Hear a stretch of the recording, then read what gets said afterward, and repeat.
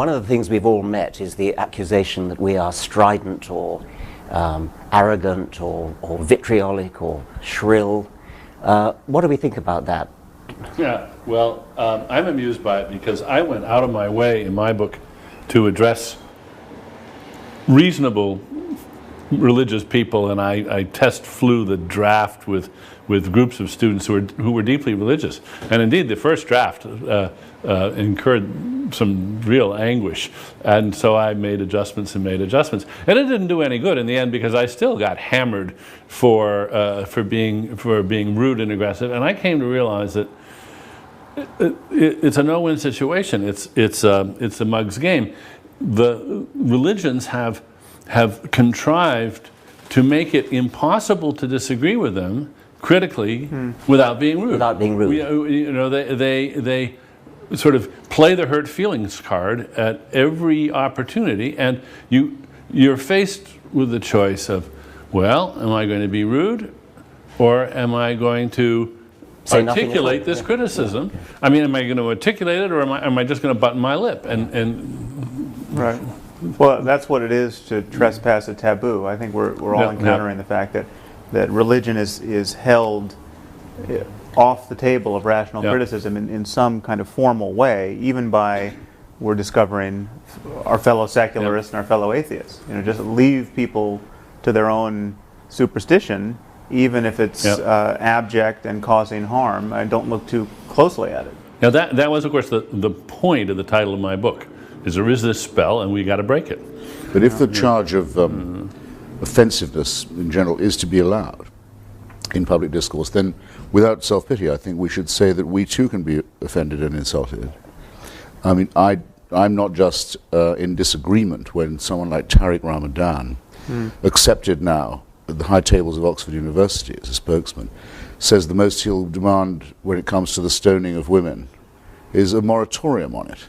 I find that profoundly much more than annoying. Right. Yeah. Insulting, not only insulting, but actually threatening. But you're not offended. This is you don't take any. I don't see you taking things personally. You're alarmed by the liabilities of certain ways of thinking, as in Ramadan's case. But he would say, or people like him would say, that if I doubt the historicity of the Prophet Muhammad, I've injured them in their deepest feelings. Right. Well, I am in fact. I think all people ought to be offended, at least in their deepest integrity, by, say, the religious proposition that without a supernatural celestial dictatorship we wouldn't know right from wrong, that we only live by. But are you really offended by that? Doesn't it just seem wrong? No, I say only, Sam, that if the offensiveness charge is to be allowed in general and arbitrated by the media, then I think we're entitled to claim that much without being self-pitying or representing ourselves as an oppressed minority, which I think is an opposite danger, I would admit. I'd like to add also that I agree with Daniel that there's no way in which the charge against us can be completely avoided, because what we say does offend the very core of any serious religious person at any rate. If we deny the divinity of Jesus, for example, many people will be terrifically shocked and possibly hurt. It's just too bad. I'm fascinated by the contrast between the amount of offence that's taken by religion and the amount of offence that people take against really anything else, like your artistic taste, your taste in music, your taste in art, your politics. You can be not exactly as rude as you like, but you can be far, far more rude about such things. And I'd quite like to try to quantify that, to actually do research about it, actually test people with statements about their favourite football team or their favourite piece of music or something, and see how far you can go before they take offence, compared to, is there anything else, apart from, say, how ugly your face is, that gives such... Or your husband's or wife's or girlfriend's partner's face. Yes. Well, it's interesting you say that, because I regularly debate with the terrible man called John Donoghue of the Catholic Defence League, and he actually is righteously upset by certain trends in modern art, which tend to draw attention to themselves by blasphemy. Well, for example, Serrano's Piss Christ, or the elephant down on the Virgin, and so on. And indeed, I think it's quite important that we share with Sophocles and other pre-monotheists a revulsion to desecration or to profanity, that we don't want to see churches desecrated or no, indeed not. religious icons trashed and so forth.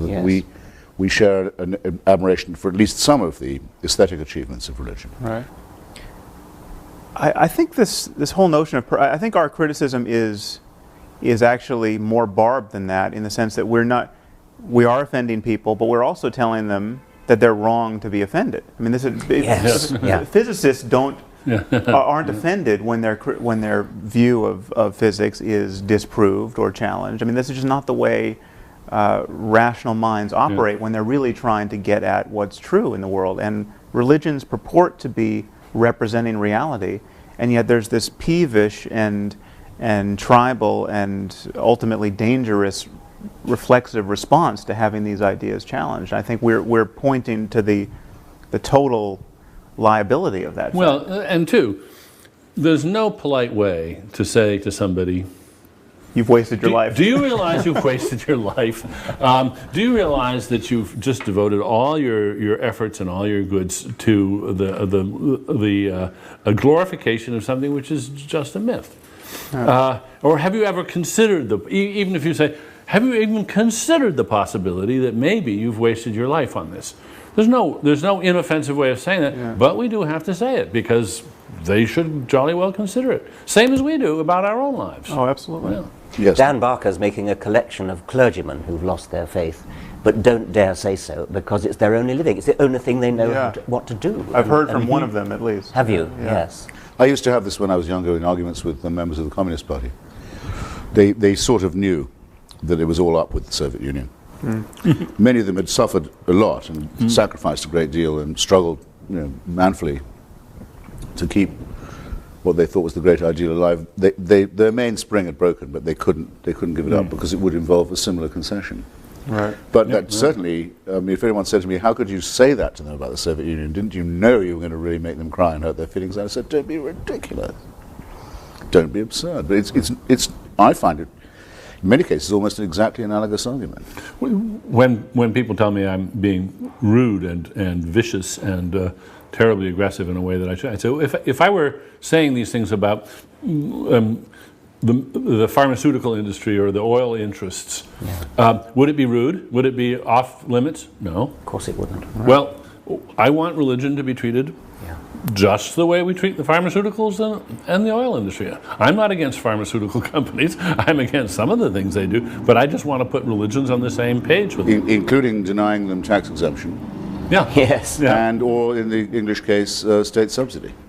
I'm curious how religion acquired this charmed status that it has compared to any of these other things. I mean, somehow we've all bought into it, whether we're religious or not, and that some historical process has led to this immunization of religion against, well, this hyper offense taking that religion is allowed to take. And what's particularly amusing to me, finally, at first it infuriated me, but now I'm amused, is they've managed to enlist legions of non-religious people who take offense on their behalf. And how? In fact, yes. the most vicious reviews of my book have been by people who are not themselves religious, but they're terribly afraid of hurting the feelings of the people that are religious, and they chastise me worse than anybody Exactly who's my actually experience. religious. Exactly my experience. And I think so. One of you pointed out how condescending that view is. That Yes. It's as though it's like the idea of penitentiaries. I mean,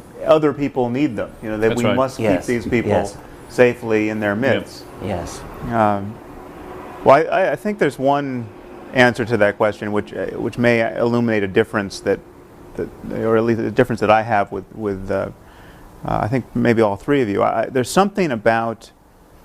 I still use words like spiritual and mystical without furrowing my brow too much, and I mean, to the consternation of many atheists.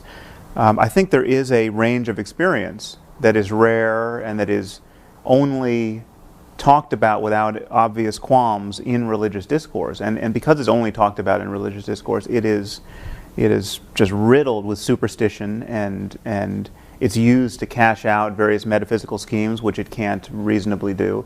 But clearly people have extraordinary experiences, whether they have them on LSD, or they have them because they were alone in a cave for a year, or they have them because they just happen to have the neurology that is particularly labile that allows for it. But people have self-transcending experiences, and people have the best day of their life where everything seemed, they seemed at one with nature. Sure. And for that, because religion seems to be the only game in town in talking about those experiences and dignifying them, that's one reason why I think it seems to be taboo to criticize it, because you're talking about the most important moments in people's lives and trashing them, at least from their view.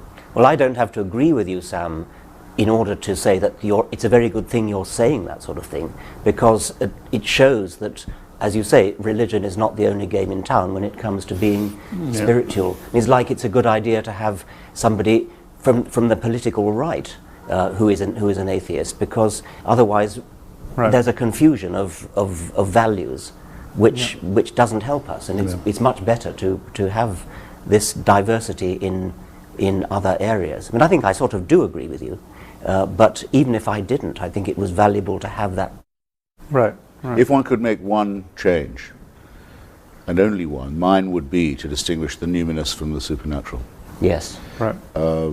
You had a marvelous quotation from Francis Collins, the genome pioneer, who said, while mountaineering one day, he was just overcome by the landscape, and then went down on his knees and accepted Jesus Christ. A complete non sequitur. It's never even been suggested that Jesus Christ created that landscape. Right. A frozen waterfall in three streams. Three parts. Which would be the mind of the Trinity. Well, yeah, absolutely. We're all triune in one way or another. We're programmed for that. That's very clear. It wouldn't ever have been a four-headed God. Right. You know that from experience. But that would be an enormous distinction to make, and I think it would clear up a lot of people's confusion that what we have in our emotions, the surplus value of our personalities, the bits that aren't particularly useful for our evolution, or that we can't prove are, but that do belong to us all the same, don't belong to the supernatural and are not to be conscripted or annexed by any priesthood. Yes, it's a sad fact that people, in a sense, won't trust their own valuing of their numinous experiences. They think it isn't really as good as it seems unless it's from God, unless it's in some kind of a proof of religion. No, it's just as wonderful as it seems. It's just as important. It is the best moment in your life. And it's the moment when you forget yourself and become better than you ever thought you could be in some way, and see in all humbleness the wonderfulness of nature. That's it, and that's wonderful. But it doesn't add anything to say, golly, that has to have been given to me by somebody even more wonderful. It's been hijacked, hasn't it? It's also. I'm afraid. I think it's a deformity or shortcoming in the human personality, frankly, because the religion keeps stressing how humble it is and how meek it is and how accepting and almost to the point of self-abnegation it is. But actually, it makes extraordinarily arrogant claims for these moments. It says that I suddenly realized that the universe was all about me. Yes. And felt terrifically humble about it. Come on, we can laugh people out of that, I believe. Right. Yeah. Also, And I think we should. I am so tired of the if only Professor Dennett had the humility to blah, blah, blah, and humility, and this from people of breathtaking arrogance. I think I shove one aside saying, just don't mind me, I'm on an errand for God. Yeah, right. Well, this is a How point, modest is that? This is the point I think we should return to, this notion of the arrogance of science. Oh, because there's no discourse which enforces humility more rigorously. I mean, scientists, in my experience, are the first people to say they don't know. I mean, if you get a scientist to start talking off his area of specialization, he or she immediately starts hedging his bet, saying, I'm sure there's someone in the room who knows more about this than me, and of course, all the data is not in. I mean, this is the mode of discourse in which we are most candid about the scope of our ignorance. Well, actually, a lot of academics come up with that kind of false modesty. But I do know what you mean. Yes, it is. Many's the historian who says, no, I yield. It's just someone. No, but any academic should do that. Yes, they should. The thing about religious people is that they recite the Nicene Creed every week, which says precisely what they believe. There are three gods, not one. The Virgin Mary, Jesus died, went to down for 3 days and then came up again. I mean, in precise detail. And yet they have the gall to accuse us of being overconfident and of not knowing what it is to doubt. And I don't think many of them ever let themselves contemplate the question which I think scientists ask themselves all the time: what if I'm wrong?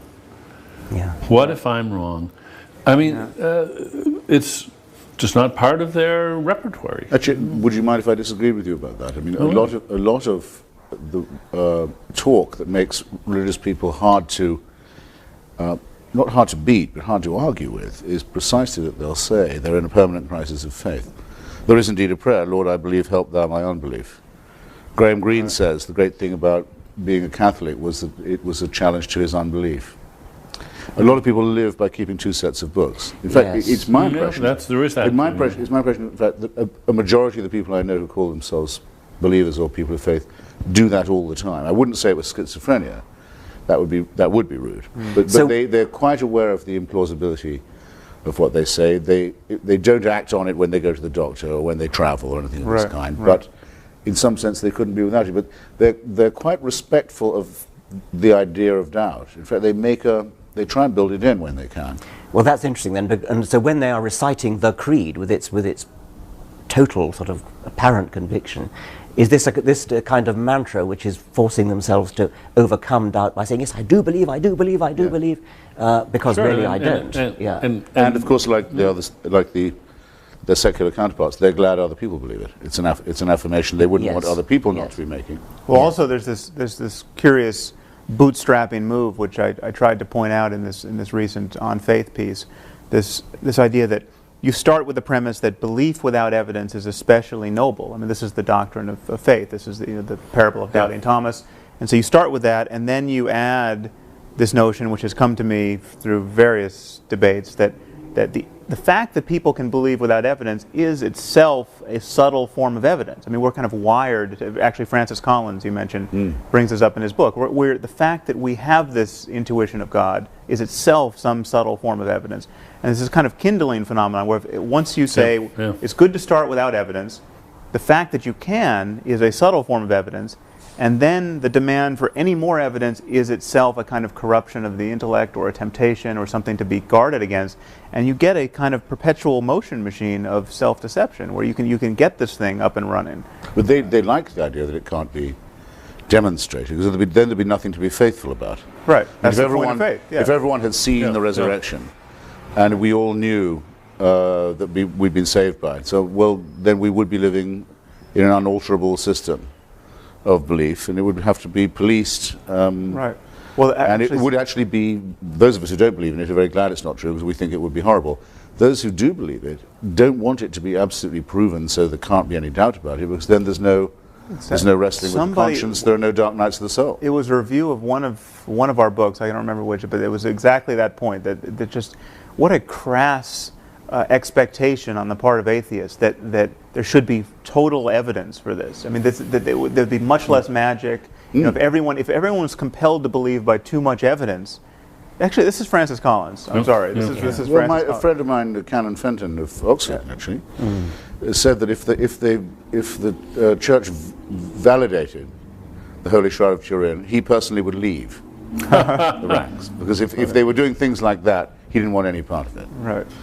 I didn't expect when I started off my book tour to be as lucky as I was. I mean, Jerry Falwell died in my first week on the road. That was amazing. Yes, that was amazing luck. I didn't expect Mother Teresa to come out as an atheist. But reading her letters, which I now have, it's rather interesting. She writes, I can't bring myself to believe any of this. She tells all her confessors, all her superiors, I can't hear a voice, I can't feel a presence, even in the Mass, even in the sacrament. It's no small thing. And they write back to her saying, that's good. Right. That's great. You're suffering. It gives you a share in the crucifixion. It makes you part of Calvary. You can't beat an argument like that. Right. The less you believe it, the more you're an illustration. The more of faith. you prove it's true. Yes, and the struggle, the dark night of the soul is the proof in itself.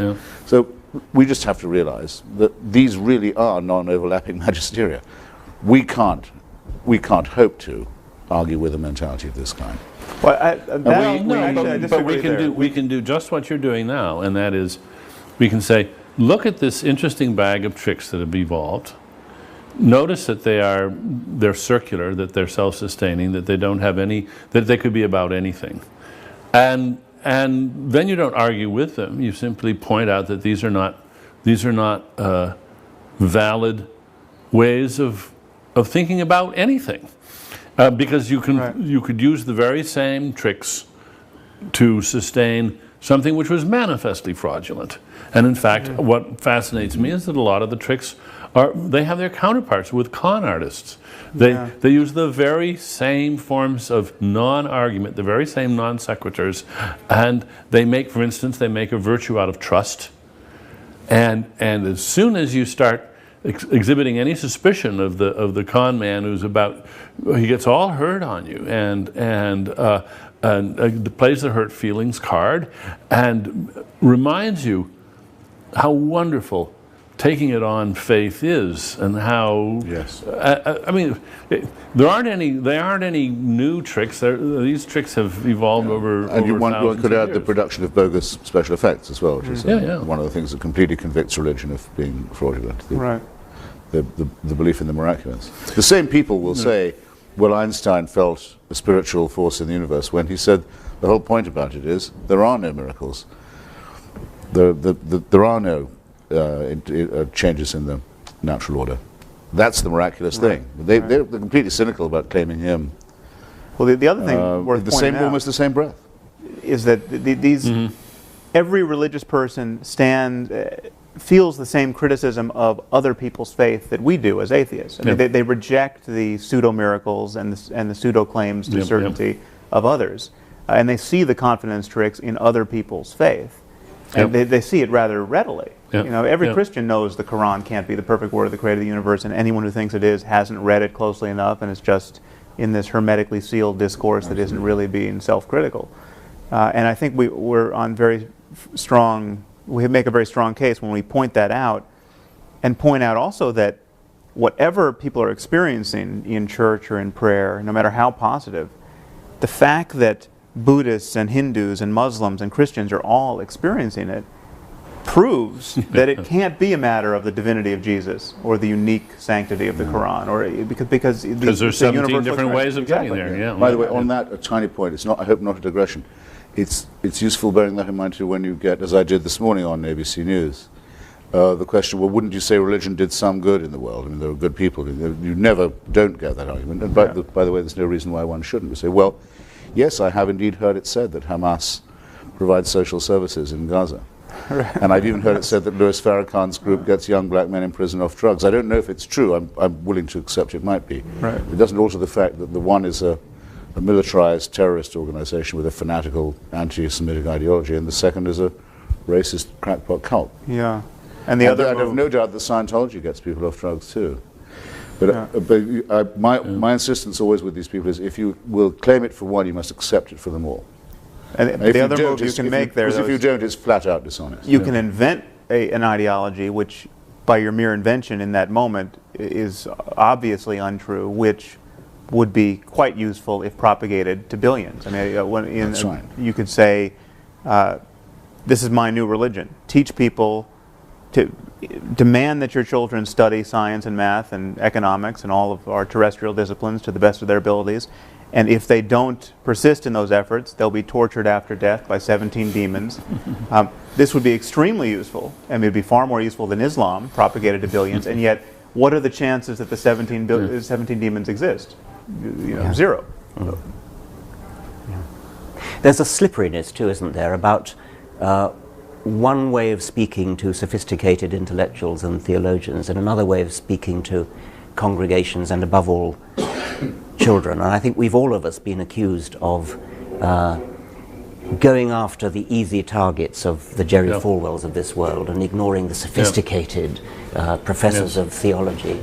And I mean, I don't know what you feel about that, but one of the things I feel is that the sophisticated professors of theology will say one thing to each other and to intellectuals generally, but will say something totally different to a congregation. They'll talk about miracles, they'll talk about... Well, they won't talk to a congregation.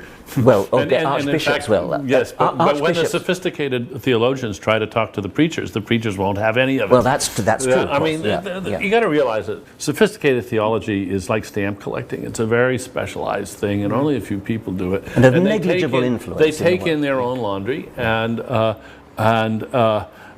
they get all excited about some very arcane details, and their own religions pay almost no attention to what they're saying. A little bit of it does, of course, filter in, but it always gets beefed up again for general consumption, because what they say in their writings, at least from my experience, is eye-glazing, mind-twisting, very subtle things which have no particular bearing on life. Oh, no, I must insist. I must say a good word here for Professor Alistair McGrath, who in his attack on Richard said it's not true, as we've always been told, and most Christians believe, that Tertullian said, credo quia absurdum, I believe it because it's ridiculous. No, it turns out, I've checked this now, though I don't know this from McGrath, that in fact Tertullian said the impossibility of it is the thing that makes it the most believable. That's a well distinction, I think. And very useful for training one's mind. As opposed to absurdity? Very useful for training one's mind in the fine points. It's the likelihood, in other words, that it could have been made up, is diminished by the incredibility of it. Who would try and invent something that was that unbelievable? You make some very good points that actually is, That's a good I point. think, a debate perfectly well worth having. What I say to these people is this: you're sending your email or your letter to the wrong address. Everyone says, let's not judge religion by its fundamentalists. All right. Take the Church of England. Two of whose senior leaders recently said that the floods in North Yorkshire were the result of homosexual behaviour. Not in North Yorkshire, presumably, but probably in London, I think they're thinking. But God's aim is a little off. One of these, the Bishop of Carlisle, is apparently about to be the next Archbishop of Canterbury. Now, this is extraordinary. This is supposed to be the mild and reflective and thoughtful and rather, troubled church, making fanatical pronouncements. Well, I want to hear what Alistair McGrath is going to write to the Bishop of Carlisle, not to me. Is he going to say, my Lord Bishop, do you not realize what a complete idiot you're making of yourself and of our church? Did he do this? If he did it in private, I'm not impressed. He has to say it in public. The Bishop Why are of they Carlisle telling me backtracked. I will judge the church by the statements of its bishops, and I think I'm allowed to. Yeah. But the other thing is that, never mind about the academic theologians, bishops and vicars, who will attack us for taking scriptures, or for accusing people of taking scriptures literally. And of course we don't believe the book of Genesis literally. And yet they do preach about what Adam and Eve did, as though they did exist, as though they're somehow, it's a sort of license to talk about things which they know and anybody of any sophistication knows is fiction, and yet they will treat their congregations, their sheep, as though they did exist, as though they were factual, and a huge number of those congregations actually think they did exist.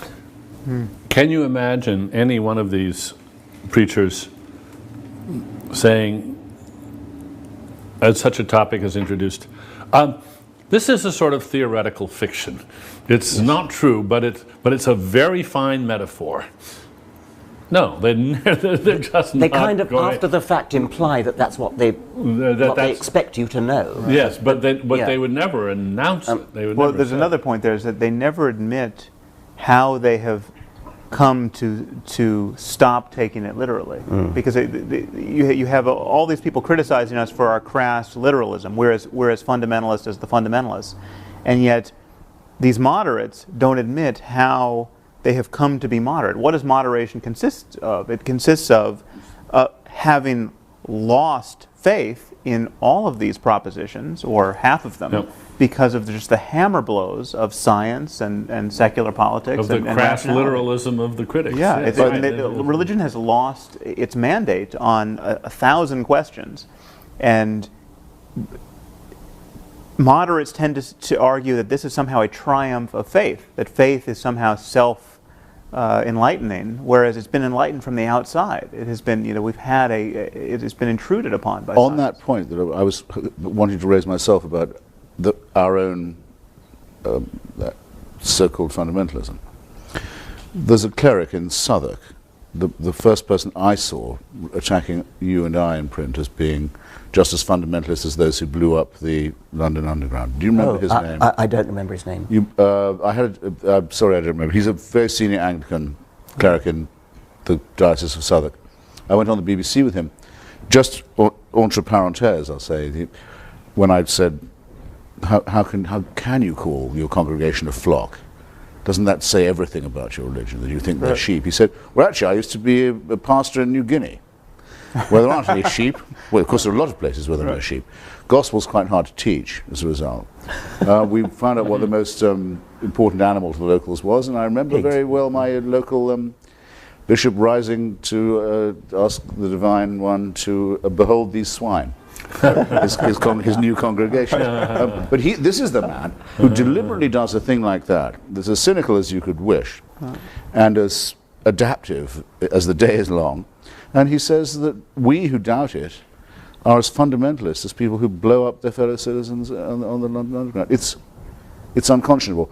Thus, I don't really mind being accused of ridiculing or treating with contempt people like that. I just frankly have no choice. I have the faculty of humor, and some of it has an edge to it. I'm not going to repress that for the sake of politeness to people. Would you think that it would be good to make a distinction between the professionals and the amateurs? I share your impatience with the officials of the churches, the people whose this is their professional life. It seems to me they know better. Right.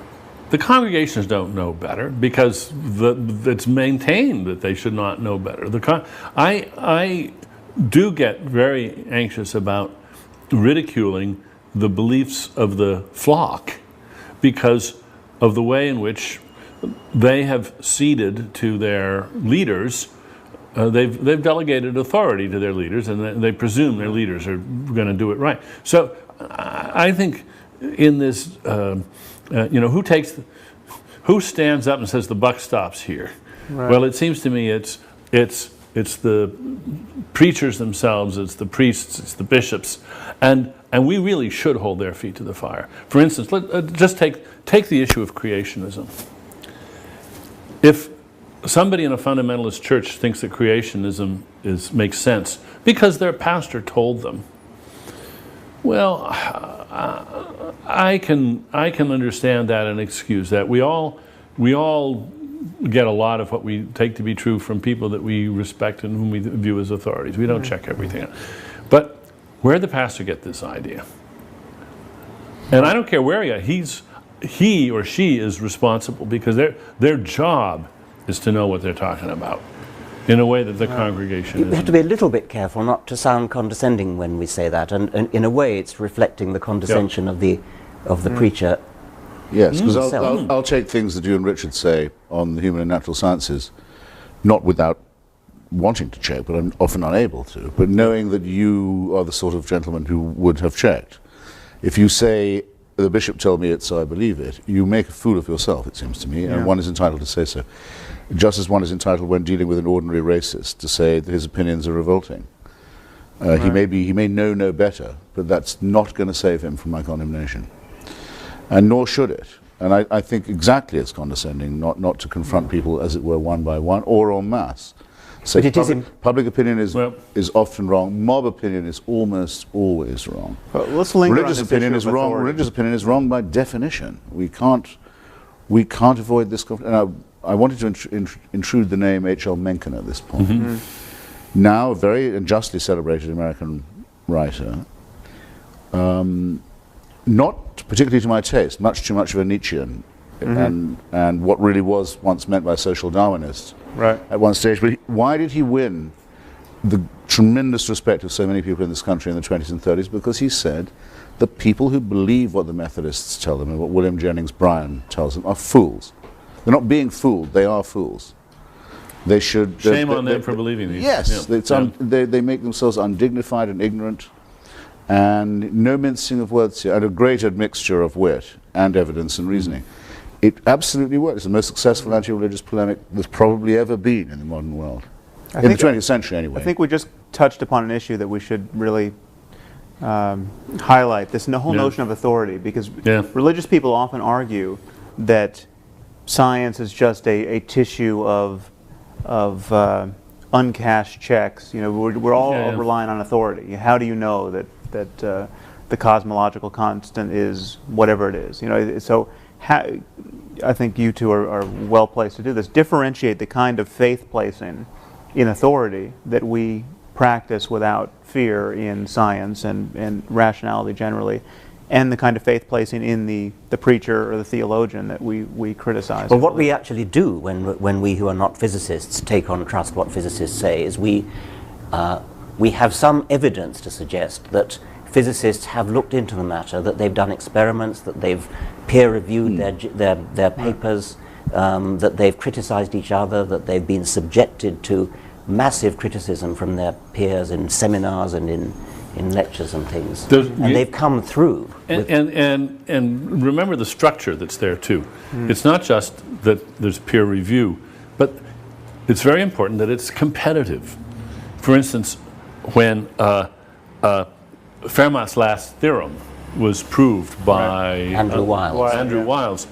The reason that those of us who forget it, I'm never going to understand that proof, but the reason that we can be confident that it really is a proof is that nobody wanted him to get there every first. other mathematician who was competent in the world was very well motivated to study that, and believe me, if they begrudge him that this is a proof, it's a proof. Yes. And there's nothing like that.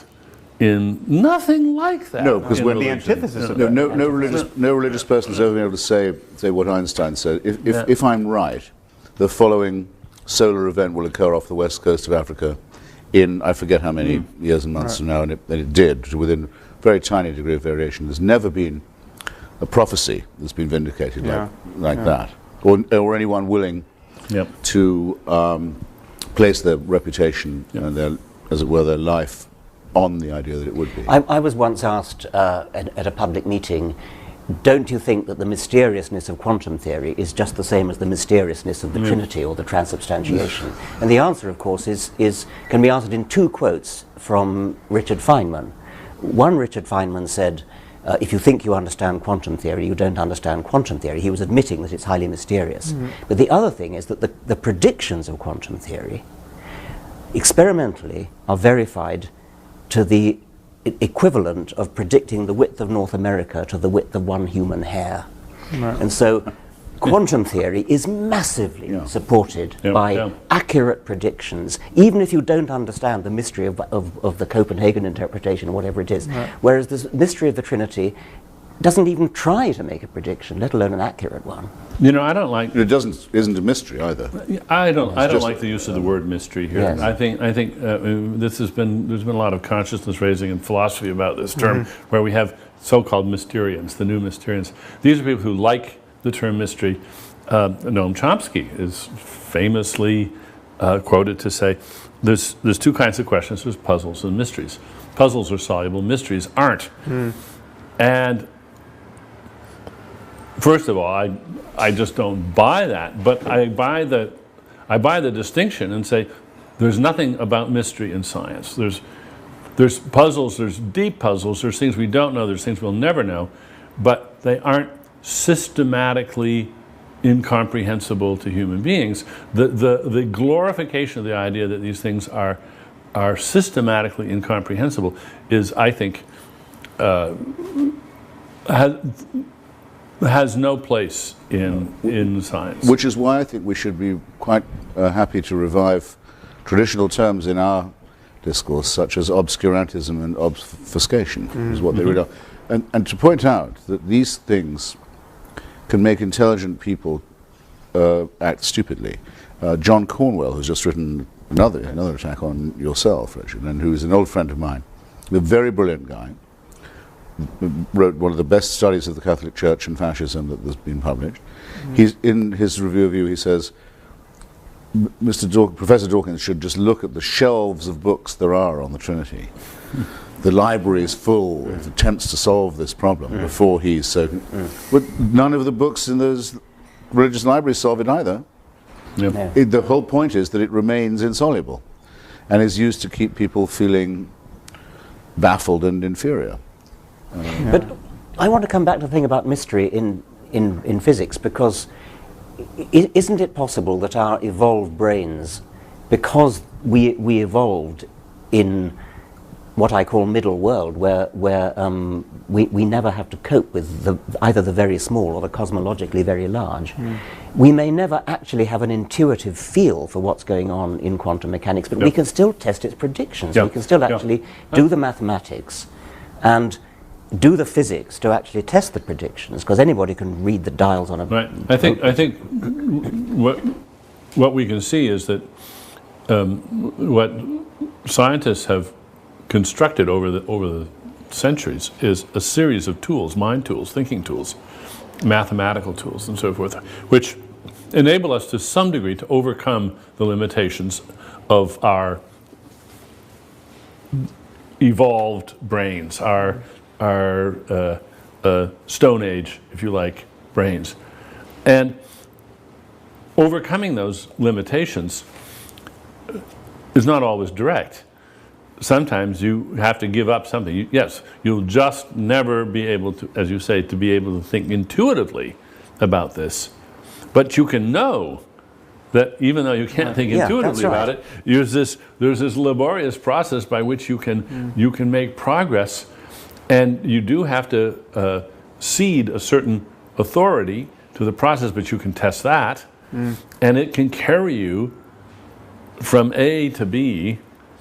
In the same way, if you're a quadriplegic, an artificial device can carry you from A to B. Doesn't mean you can walk from A to B, but you can get from A to B. Yes. I mean, the bolder physicists will say, "Oh, who cares about intuition? I mean, just look at the math." That's right. They are comfortable with living with their prostheses. Well, the perfect example of that is just dimensions beyond 3, because we can't visualize a 4th dimension or a 5th, but it's trivial to represent it mathematically. And so we can move into other domains. And now we teach our undergraduates how to manipulate n-dimensional spaces and to think about vectors in n-dimensional spaces. And they get used to the fact they can't quite imagine. What you do is you imagine 3 of them and say, you wave your hand a little bit and say, more of the same.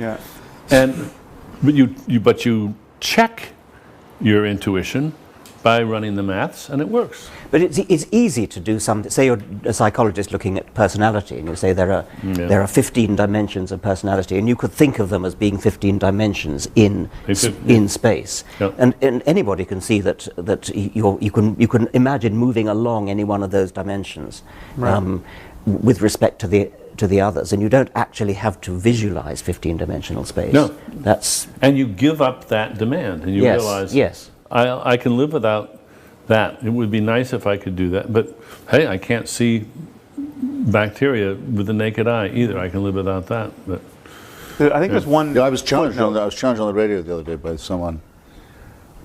Can't see bacteria. He had to be fairly quiet. No, said that I believed in atoms on no evidence because I'd never seen one. Not since George Galloway said to me that he'd never seen a barrel of oil. Right. That's cute. That but you realize that people at this point, they're wearing themselves right down to their uppers. I mean, they're desperate when they get to this state. The reason I say it is because I think it could, I don't want us to make our lives easier, but it makes the argument a little more simple. We are quite willing to say there are many things we don't know. Haldane, I think it was, said, the universe is not just queerer than we understand, it's queerer than we can understand. We know there'll be great new discoveries. We know we'll live to see great things, but we know there's a tremendous amount of uncertainty. That's the whole distinction. The believer has to say not just that there is a God, the deist position, that there may be a mind at work in the universe, a proposition we can't disprove, but they know that mind, and can interpret it. They're on good terms with it. They get occasional revelations from it. They have a book that is verbatim briefings from it. Now, any decent argument, any decent intellect has to begin by excluding people who claim to know more than they can possibly know. You start off by saying, well, that's wrong to begin with. Now can we get on with it? So theism's gone in the first round. It's off the island. Exactly. It's out of the show. That's a footnote I wanted to add to what Dan was saying. Even if mystery was somehow something we had to just, a bitter pill we have to swallow in the end. We are cognitively closed to the truth at some level. That still doesn't give any scope to theism. Absolutely not, because it's just as close to them as it is to those who aren't. And also they claim perfect transparency of revelation. And also they can't be allowed to forget what they used to say when they were strong enough to get away with it. Exactly. Yeah. Which is, this is really true, right, in every detail. And if you don't believe it, we'll kill you. Yes. Yeah. We'll kill you, and it may take some days to kill you, but we will get the job done. Yeah. Yes. No, they wouldn't have the power they have now if they hadn't had the power they had then. Right. And you know, this, what you just said, Christopher, actually, I think strikes terror, strikes anxiety in a lot of religious hearts, because it just hasn't been brought home to them that this move of theirs is just off limits. It's just not. It's not the game. It's not. It doesn't. You can't do that. And they've been taught all their lives that you can do that. This is a legitimate way of conducting a discussion. And here suddenly we're just telling them, I'm sorry, that is not a move in this game. In fact, it is a disqualifying move. Right. And precisely the move you can't be respected for making. Yeah, yes. Just adumbrate the move for me a bit, if you would, or for us. Perhaps only for me. Say what you think that move is. Somebody plays the faith card. Yes. They say, look, I am a Christian, and we Christians, we just have to believe this, and that's it.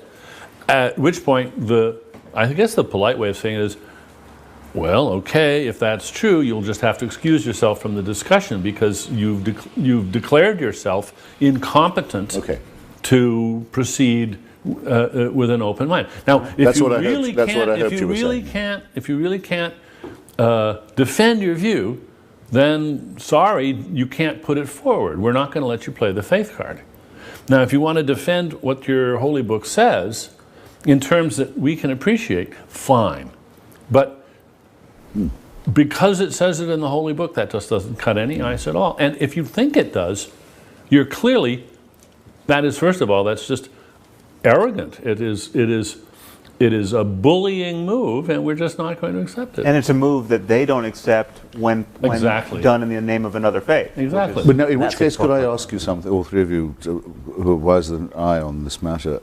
What do we think of Victor Stenger's book that says that we can now scientifically disprove the existence of God? Do you have a view of this? Which God? I haven't read the book. Which God? The God any kind of... Either creating one, or supervising one, and certainly an intervening one. I mean, I think that's fairly exhaustive. My view had always been that since we have to live with uncertainty, only those who are certain leave the room before the discussion can become adult. Victor Stenger seems to think now we've got to the stage where we can say with reasonable confidence it's disproved, not as not vindicated or better explanation proposed. But I just thought it'd be an interesting proposition because it matters a lot to me that our opinions are congruent with uncertainty. Right. Well, I think the weak link... in other words, with doubt. Yeah, I was a big fan of his book and actually blurbed it, but I think the weakest link is this foundational claim on the texts, this idea that we know that the Bible is the perfect word of an omniscient deity, because that is an especially weak claim, and it really is the claim. It is really the gold in their epistemological gold standard. I mean, it all rests on that. That if the Bible is not a magic book, Christianity in this case evaporates. If the Quran is not a magic book, Islam evaporates. And when you look at the books and ask yourself, is there the slightest shred of evidence that this is the product of omniscience? Is there a single sentence in here that could not have been uttered by a person for whom a wheelbarrow would have been, emergent technology? You have to say no. I mean, there's not. If the Bible had an account of DNA and electricity and other things that would astonish us, then okay, our jaws drop suitably, and we have to have a sensible conversation about the source of this knowledge. Dinesh D'Souza makes this claim in his new book. He's going to be, by the way, one of the much more literate and well-read and educated of our antagonists. I'm going to be debating soon. He says that in Genesis, which people used to mock, they said, "Let there be light," and then only a few staves later you get the sun and the moon and the stars. Right. How could that be? Well, that's actually, according to the Big Bang, that would be right. Yeah, but that's The bang precedes the galaxies. Yeah. I mean, believe me, I but that too. But, Right. Well, I try to demonstrate this cast of mind in, I think, a very long endnote in the End of Faith, where I say any text can be read. Well, with the eyes of faith, you can make magical impressions out of any text. So I literally walked into a bookstore, the cookbook aisle of a bookstore, randomly opened a cookbook, found a recipe for I think it was wok seared shrimp with ogo relish or something, and then came up with a mystical interpretation of the recipe. And you can do it. I mean, you can connect the dots with any crazy text. well, Michael and find Shermer, wisdom in it. Michael Shermer did it with the Bible code. Right, I haven't seen that. The hidden messages in the Bible. Yeah. Very, very good. You can absolutely write yesterday's headlines from it anytime you like. Yeah. I have a question for the three of you. Is there any argument for faith, any challenge to your atheism that has given you pause, that has sent you back on your heels, where you felt you didn't have a ready answer, etc.? I actually can't think of any. I mean, I think the closest is the idea that the fundamental constants of the universe are too good to be true, and that does seem to me to need some kind of explanation if it's true. I mean, Victor Stenger doesn't think it is true, but many physicists do. I don't think, I mean, it certainly doesn't in any way suggest to me a creative intelligence, because you're still left with the problem of explaining where that came from. Right. And a creative intelligence who's sufficiently creative and intelligent enough to fine-tune the constants of the universe to give rise to us has got to be a lot more fine-tuned himself than... Why create all the other planets in our solar system dead? Well, that's a separate question. Yeah, say, if it was that good. Yeah. I mean, Yes. Bishop Montefiore was very good at this, was a former friend of mine, and say that you have to marvel at the conditions of life and the knife edge on which they are. So it is a knife edge, yes. Our planet is, a lot of it too hot or too cold. Right. It's on a climate, the other planets are yeah. completely too hot or too cold to support life. And that's just one solar system, the only one we know about where there is life. Not much of a designer. And of course you can't get out of the infinite regress. But I've not come across a single persuasive argument of that kind. But I wouldn't have expected to, because as I realized when I thought one evening, they never come up with anything new. Well, why would they? Their arguments are very old by definition. And they were all evolved when we knew very, very little about the natural order. The only argument that I find at all attractive, and this is for faith you asked as well as for theism, is what I suppose I'd call the apotropaic, when people say all the praise belongs to God for this, he's to be thanked for all this. That is actually a form of modesty. It's a superstitious one. That's why I say apotropaic. But it's avoiding hubris. It's also for that reason, obviously pre-monotheistic. But religion does or can help people to avoid hubris, I think, morally and intellectually, and that might be a... But that's not an argument that it's true. Oh, for heaven's sake. No, there are and cannot be any such arguments, I think. Well, maybe I should broaden this question. No, wait a minute. I think... But before you answer, Dan, I could give you several discoveries which would shape my faith right to the ground. But let me just broaden the question. Yeah. Not only... Rabbits in the Precambrian. No. Not only an argument for the plausibility of religious belief, but an argument that suggests that what we're up to, criticizing faith, is a bad thing. Oh, that's much easier. We shouldn't be doing. So let's exclude that. Yes, by all means. We shouldn't be doing what we're doing. That's much easier. Okay. It's easier to think of a good reason? I mean, somebody could come up with an argument that says that the world is a better place and everybody believes a falsehood. Right. Is there any context, though, in your work or in dialogue with your critics where you feel that argument has given you pause? Oh, yes.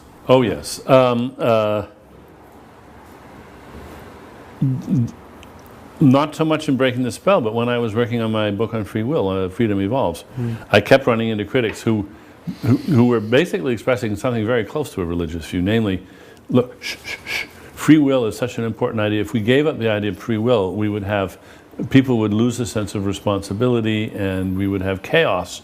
And you really don't want to look too closely. Just avert your eyes. Do not look too closely at this issue of free will and determinism.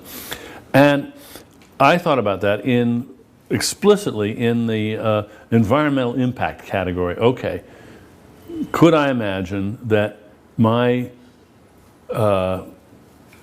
irrepressible curiosity could lead me to articulate something, true or false, that's dangerous, which would have such devastating effects on the world that I should just shut up and change the subject? Right. And I think that's a good question that we all should ask. Yeah, good. Absolutely. Mm-hmm. And I spent a lot of time thinking hard about that, and I wouldn't have published either of those two books if I hadn't come to the conclusion that it was not only, as it were, environmentally safe to proceed this way, but obligatory. Mm. But I think you should ask that question. I do. Right. Before publishing a book, but not before deciding for yourself, do I think that this is true or not? One should never do what some politically motivated, often, critics do, which is to say, this is so politically obnoxious that it cannot be true. Oh, yeah. Which is a different thing entirely. Yeah. No. No, it would be like discovering that you thought that the bell curve on white and black intelligence was a correct interpretation of IQ. Yes, and you could well suppress publication. Now I've looked at all this stuff again, I'm absolutely, as you could say, now what am I going to do?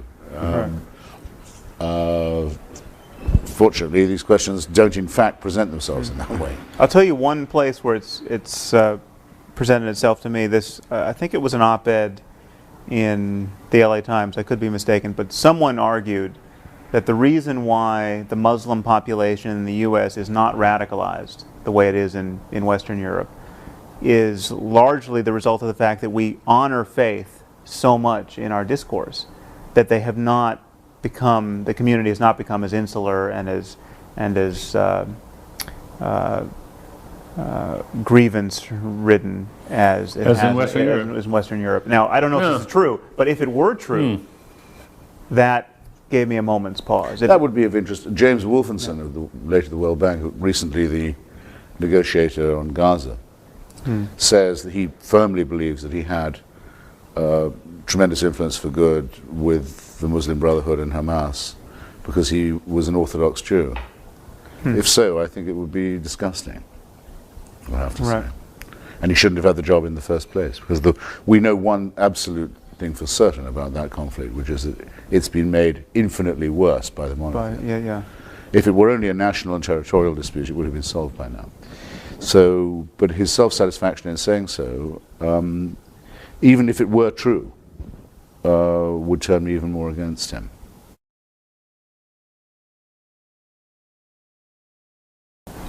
There are two issues converge here. One is the question, what do we want to accomplish?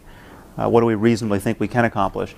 And then this article of faith that I think circulates, unfortunately, among people of our viewpoint, that you can't argue anyone out of their beliefs. I mean, well, is this a completely fatuous exercise, or can we actually win a war of ideas with people? And I think, certainly judging from my email, we can. I mean, I'm constantly getting email from people who have lost their faith and in effect been argued out of it. And the straw that broke that camel's back was either one of our books or some other process of reasoning or incompatibility of what they knew to be true and what they were told by their faith, that I think we have to just highlight the fact that it's possible for people to be shown the contradictions and internal to their faith, or the contradiction between their faith and what we've come to know to be true about the universe, and they just, the process can take minutes or months or years, but they have to renounce their superstition in the face of what they now know to be true. I was having an argument with a very sophisticated biologist who's a brilliant expositor of evolution,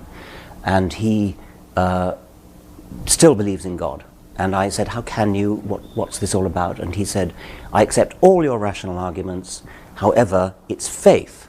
And then he said this very significant phrase to me, there's a reason that it's called faith. He said it very decisively, very almost aggressively. There's a reason that it's called faith, and that was to him the absolute knockdown clincher. You can't argue with it because it's faith. And he said it proudly and defiantly, rather than in any sort of apologetic way. And you get it all the time in North America from people who say you've got to read William James and have had to be able to judge other people's subjective experiences, which is something that's by definition impossible to do. Right. If it's real to them, why can't you respect it? I mean, this wouldn't be accepted in any other field of argument at all. The impression people are under is the critical thing about them. I had a debate with a very senior Presbyterian in Orange County. I asked him, because we were talking about biblical literalism, of which he wasn't an exponent, but I said, well, what about the graves opening at the time of the crucifixion according to St. Matthew? Matthew, I'd rather say. And everyone getting out of their graves in Jerusalem, walking around greeting old friends in the city. I was going to ask him, doesn't that rather cheapen the idea of the resurrection of Jesus? But he mistook my purpose. He wanted to know if I believed that had happened.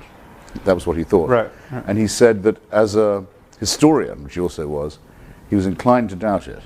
Right. But that as a Presbyterian minister, he thought it was true. I thought, well, all right then. How many personalities do we have? I'm seriously, for me, it was enough that I got him to say that. Right. I said, in that case, I rest my case, in fact. I don't want to say any more to you now. You've said all I could say. Yeah, yeah. Well, there's one other chip I'd like to put on the table here. There's this phenomenon of someone like Francis Collins, or the biologist you just mentioned, someone who obviously has enough of the facts on board, enough of a scientific education to know better, and still does not know better, or professes not to know better. And I think we have a cultural problem where, and this was actually brought home to me at one talk I gave. A physics professor came up to me at the end of the talk and told me that he had brought one of his graduate students who was a devout Christian and who was quite shaken by my talk, and all I got from of this report was that this was the first time his faith had ever really been explicitly challenged. And so there's something about that. It's true to say that you can go through the curriculum of becoming a scientist and never have your faith explicitly challenged because it's taboo to do so. And now we have engineers who can build nuclear bombs in the Muslim world who still think it's plausible metaphysics that you can get to paradise and get 72 virgins. And we have people like Francis Collins who think that on Sunday you can kneel down in the dewy grass and give yourself to Jesus because you're in the presence of a frozen waterfall, and on Monday you can be a physical geneticist. Well, according to our friend, the great Pervez Hoodboy, the great Pakistani physicist, there are people who think you can use the jinns, the devils, and harness their power for the reactor. It's almost tempting to fund such a project. Yeah, and it seems, and I gather that, again, I can't get over him still, the respected Tariq Ramadan of St. Anthony's College, Oxford, says in his book, I'm told, that he believes in jinns too. Right. Right. I hope I'm not doing him an injustice. I've been told that in his book, In the Steps of the Prophet, he says as much. So one is up against things that are flat out primitive and superstitious. I think it may be easier than we're supposing to shake people's faith. There's been a moratorium on this for a long time. We're just the beginning of a new wave of explicit attempts to shake people's faith, and it's bearing fruit. And the obstacles, it seems to me, are not that we don't have the facts or the arguments. It's these strategic reasons for not professing it, not admitting it. Not admitting it to yourself, not admitting it in public, because your family is going to view it as a betrayal. You're just embarrassed to admit that you were taken in by this for so long. It takes, I think, tremendous courage to just declare that you've given that all up. And if we can find ways to help people find that courage and give them some examples of people who have done this, and they're doing just fine. They may have lost the affections of a parent or something like that. They may have hurt some family members, but still, I think it's a good thing to encourage. And I don't think we should assume that we can't do this. I think we can. Yes, it's almost patronising to suggest that we couldn't. I mean, to suggest that it shouldn't, that it's not. On the other hand, I think we all know people who seem to manage this kind of split brain feat of, as Sam said, believing one thing on a Sunday and then something totally contradictory or incompatible in the rest of the week. And there's nothing, I suppose, neurologically wrong with that. I mean, there's no reason why one shouldn't have a brain that's split in that that kind of way. But it is unstable in a certain way. But and I'm sure you're right that people do this, and they're very good at it, and they do it by deflecting attention from it. Yeah. And let's start. But how you can live with it? Let's start focusing attention. How can you live with a contradiction in your by forgetting that you're doing this and by not attending to it? I think what I would love to do is to invent a memorable catchphrase or term that would rise unbidden in their minds when they caught themselves doing it. And then they would think, oh, this is one of those cosmic shifts that Dennett and Dawkins and Harris and Hitchens are talking about. Oh, right, and they think this is somehow illicit. Just to create a little more awareness in them of what a strange thing it is that they're doing. Yeah. I'm afraid to say that I think that cognitive dissonance is probably necessary for everyday survival. Everyone does it a bit. You mean tolerating cognitive dissonance? No, practicing. Actually practicing it. Practicing, because, I mean, I don't know, take the case of someone who's a member of MoveOn.org. They think the United States government is a brutal, militaristic, imperial regime that crushes the poor and invades other people's countries. But they pay their taxes. It's very, very rare that they don't. They send their children to school. They do their stuff. You know, they don't act all the time as if 10% of what they believe is true. Right. Partly because it would be impossible. Same with people in the 50s who, members of the John Birch Society, who thought President Eisenhower was a communist. Okay, you get up in the morning, you believe that. The White House is run by the Kremlin, but then you have to go and get the groceries. Right.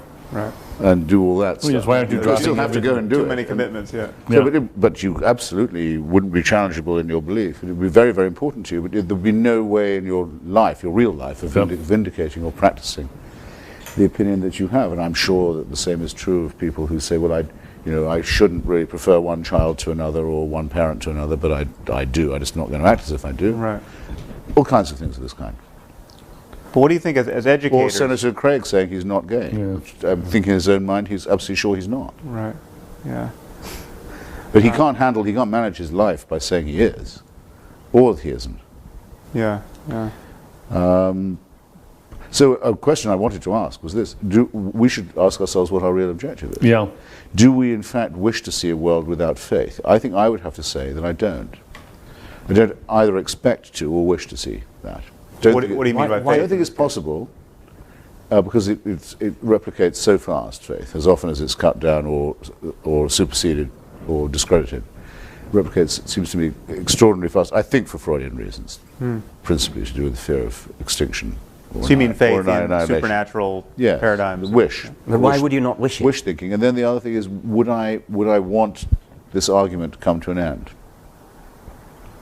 With all having conceded that Hitchens really won that round. Now nobody in the world believes in God. Now, apart from being unable to picture this, but I'm not completely certain that it's what I want. I think it is rather to be considered as sort of the foundation of all arguments about epistemology, philosophy, biology, and so on. That it's the thing you have to always to be arguing against. The other explanation. It's an extraordinary thing. I don't understand what you're. I mean, I understand you're saying that it'll never work.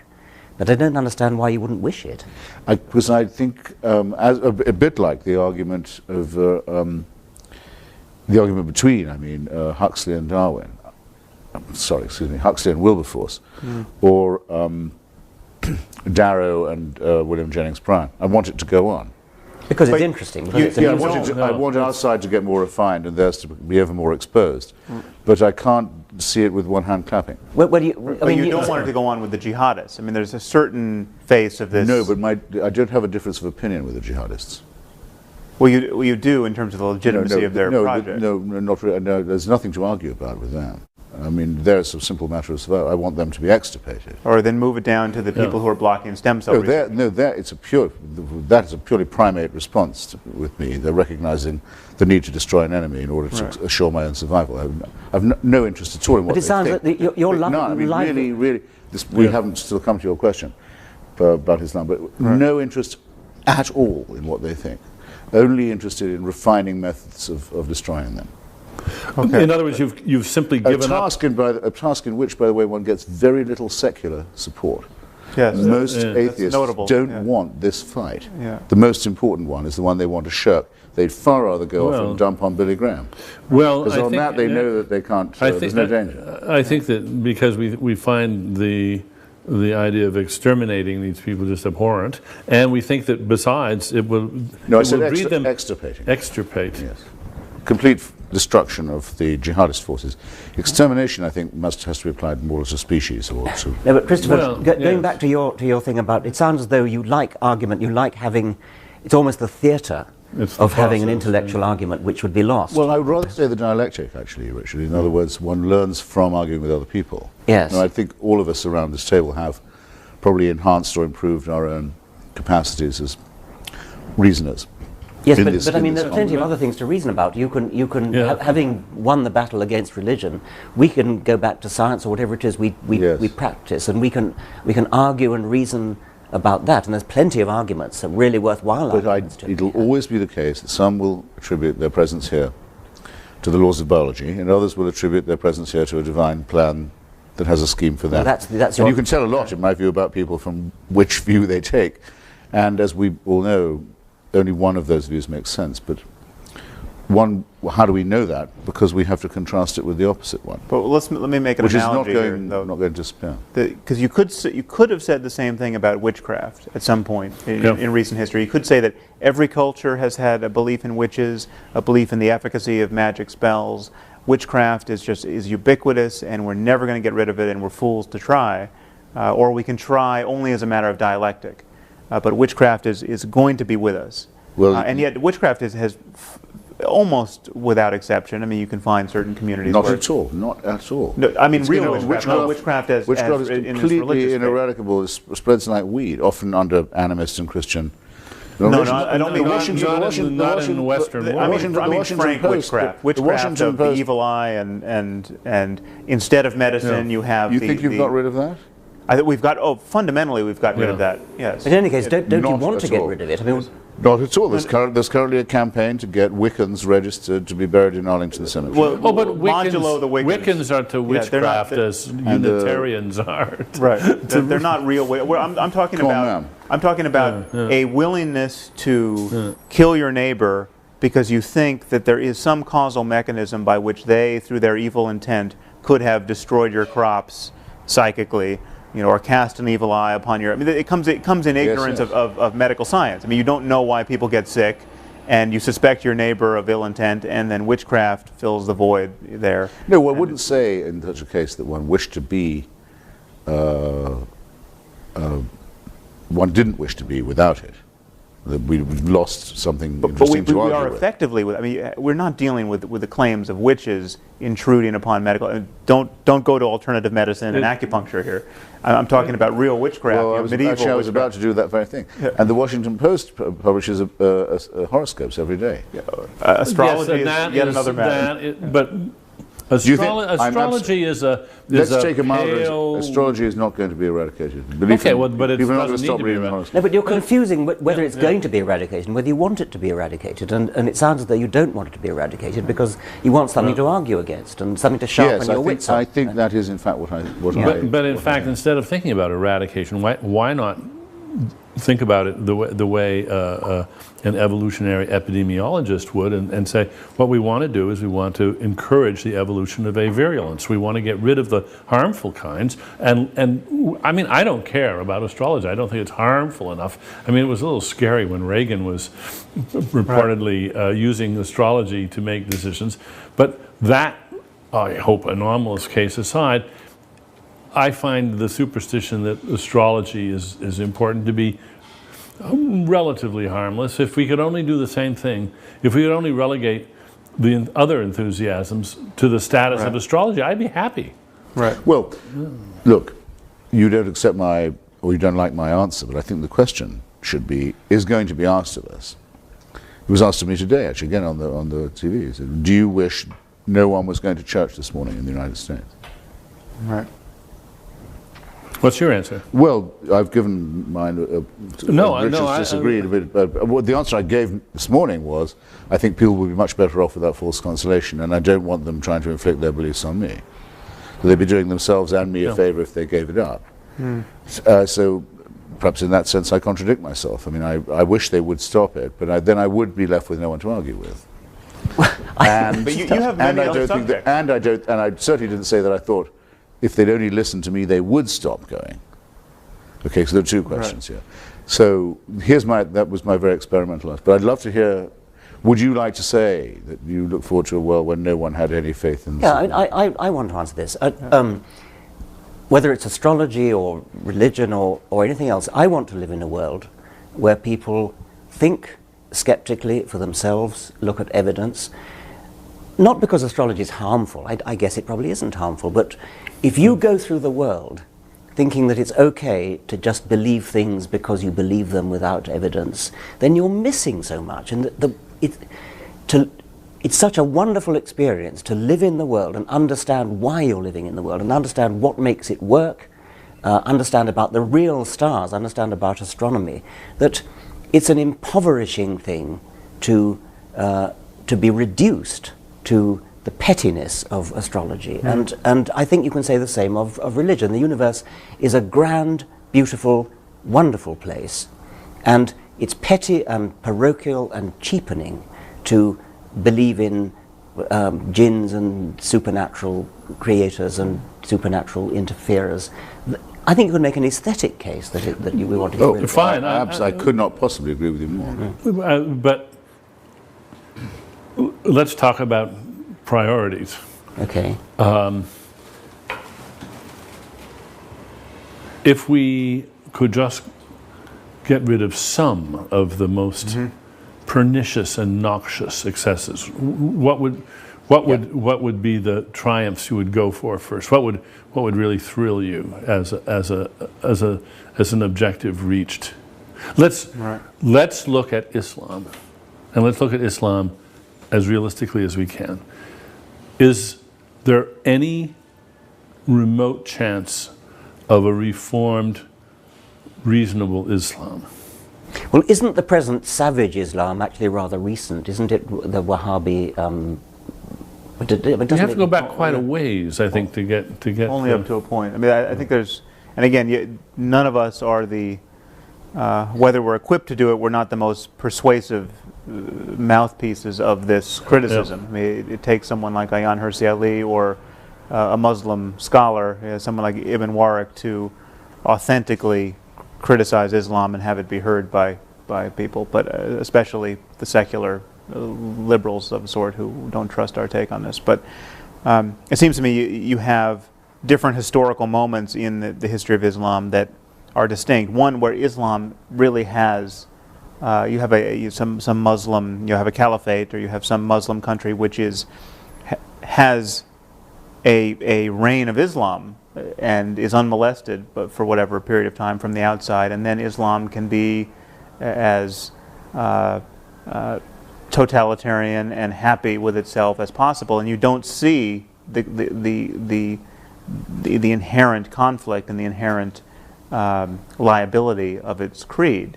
I mean, Samuel Huntington said Islam has bloody borders. It's at the borders that we're noticing this problem, and the borders of Islam and modernity at this moment, the conflict between Islam and modernity. But yes, you can find instances in the history of Islam where people weren't running around waging jihad because they had successfully waged jihad. Yeah. But then what about women? Exactly, the suffering of women within those borders. Even in the best of times. But there's also there's obviously some kind of syncretism, and we know quite a lot now. There have been some wonderful books, Maria Menacal's book on Andalusia, for example, on periods where Islamic civilization was relatively at peace with its neighbors and and doing a lot of work of its own on matters that were not jihadist. And I saw myself during the wars in post-Yugoslavia that the Bosnian Muslims behaved far better than the Christians, either Catholic or Orthodox, and were the victims of religious massacre and not the perpetrators of them, and were the ones who believed the most in multiculturalism. So it can happen. You could even meet people who said they were atheist Muslims or Muslim atheists, or Muslim secularists in Bosnia. In Sarajevo. You could, yeah. Which is a technical impossibility. But the problem is this: whether we think, as I certainly very firmly do believe, that totalitarianism is innate in all religion, because it has to want an absolute, unchallengeable, eternal authority. In all religion. Must be so. The creator whose will can't, our comments on his will are unimportant. His will is absolute. It cannot be challenged, and applies after we're dead as well as before we're born. I mean, that is the origin of totalitarianism. I think Islam states that in the most alarming way, in that it comes as the third of the monotheisms and says nothing further is required. Right. This is the last. There have been previous words from God, we admit that. We don't claim to be exclusive, but we do claim to be final. There's no need for any further work on this point. And we do claim that there's no distance between theology and in our world, surely the worst thing anyone can say is no further inquiry is needed. Right. You've already got all you need to know. All else is commentary. That's the most sinister and dangerous thing. And that is a claim that Islam makes that others don't quite make in the same way. Well, let me play devil's advocate for a moment on that. There's no refutation of Islam in Christianity or Judaism, but there is in Islam. Let's say we accept all the bad bits of Judaism. We love Abraham and his sacrifice of his son, or willingness to sacrifice. We love all that. We absolutely esteem the virgin birth, the most nonsensical bits of Christianity. We think, all that's great. You're all welcome to join, but we have the final word. Right. That's deadly. Yes. And I think our existence is incompatible with that preaching. Let me just play devil's advocate for a moment, so at least we're clear what the position is. I'd rather speak for the devil pro bono myself. Well, okay. We can all speak for the devil. I'm sure a lot of people think we're doing just that. I, for one, think that the fact that something is true is not quite sufficient for spreading it about or for trying to discover it. The idea that there's things we should just not try to find out is an idea that I take seriously. And I think we at least have to examine the proposition that there's such a thing as knowing more than's good for us. Now, if you accept that so far, then a possibility we have to take seriously, even when we reject it, we should reject it having taken it seriously, is the Muslim idea that indeed the West has simply gone way too far, that there is lots of, this is knowledge that's not good for us, it's knowledge that we were better off with that, and the fact that many Muslims would like to turn the clock back, they can't, of course. But I have a certain sympathy for a Muslim who says, well, yeah, the cat's out of the bag, it's too late, it's a tragedy. You in the West have exposed truths to yourselves, and now you're forcing them on us, that the species would be better off not knowing. I'm absolutely riveted by what you say. I'd really love an instance, in theory or practice, of something you think we could know but could forbid ourselves to know. Because that is harder for me to imagine in a world without faith. Well, you brought up the bell curve. I mean, if there were reliable differences in intelligences between races or species, but I don't think any of us here do think that that's the case. I mean, I think there must be something. You must have thought of something you could believe, but wish you didn't know. Oh, I don't think it's hard to dream up things which, if they were true, it might be better for the human race to go on not knowing them. But could you concretize it just a little more? I'm completely fascinated. I mean, the hypothetical is one thing, but Christopher's asking, do you actually, have you ever suppressed something? No, I haven't. No. Can you imagine yourself doing so, by the way? I mean, I can't. Oh, I can imagine it. I hope it never comes up. Well, take the the synthesizing of bioweapons. I mean, what should nature publish the code for smallpox, where you can just anyone within his lab can. There's all those. Well, all right, but that wouldn't be a knowledge of which we should remain innocent. Well, that would be an ability. That would be more like a capacity. I think with foresight, it's certainly you can conceive of a circumstance where someone can seek knowledge, the only conceivable application of which would be unethical, or the dissemination of which would put power in the wrong hands. Or, yes. I mean, but actually, you brought up something which I think is crucial here, because it's not so much the spread of the wrong seditious truths to Islam or the rest of the world that I think we're guilty of in the eyes of our opponents. It's the not honoring of facts that are not easily quantified and easily discussed in science. I mean, the classic retort to all of us is, prove to me that you love your wife. I mean, as though this is a knockdown argument against atheism. You can't prove it. Well, if you unpack that a little bit, you can prove it. You can demonstrate it. We know what we mean by love. But there is this domain of the sacred that is not easily captured by science, and scientific discourse has really ceded it to religious discourse historically. Well, and artistic discourse. Yeah, which is not religious necessarily. But I would argue it's not even well captured by art necessarily. There's something in the same way that love is not really well captured by art, and compassion is not. Well, I mean, you can represent it in art, but it's not reducible to. You don't go into the museum and find compassion in its purest form. And I think there's something about the way we, as atheists, merely dismiss the bogus claims of religious people that convinces religious people that there's something we're missing. And I think we have to be sensitive to this. Absolutely. That's why they bring up, what about when has secularism ever built anything like Durham Cathedral, or Chartres, or devotional painting, or the music of Bach? But I think we have answers to that. I think we have answers to that. I mean, and you provide a very good answer to that. If there was secular patronage of the arts at that point, then one, we can't know that Michelangelo was actually a believer, because the consequences of professing your unbelief in that case was death. But two, if we had a secular organization to commission Michelangelo, we would have all that secular artwork. Though, I didn't actually say that the corollary held. Which?